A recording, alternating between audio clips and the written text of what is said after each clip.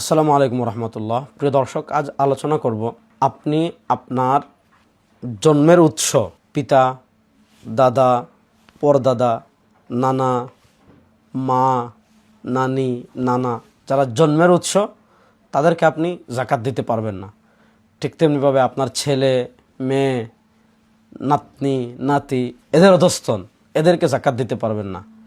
ঠিক তেমনিভাবে স্বামী স্ত্রীকে জাকাত দিতে পারবেন না, স্ত্রী স্বামীকে জাকাত দিতে পারবেন না।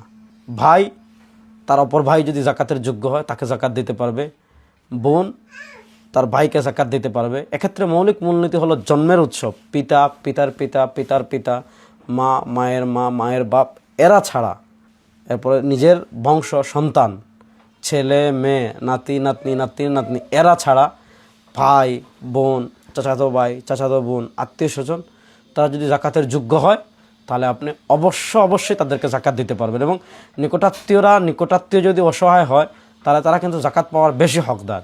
এক্ষেত্রে নিকটাত্মীয় আপনার ভাই যদি জাকাতের যোগ্য হয় তার ক্ষেত্রে বেশি খেয়াল রাখবেন। আপনার নিকটাত্মীয়রা যদি জাকাতের বেশি যোগ্য হয়, অসহায় হয়, তাহলে তাদেরকে দূরে জাকাত দেওয়ার চেয়ে তাদেরকে জাকাত দেওয়া বেশি সওয়াবের কাজ এবং উত্তম। এই জন্য সকল বিষয় আমরা সামনে রেখে আমাদের জাকাত আদায় করব। আসসালামু আলাইকুম রহমতুল্লাহ।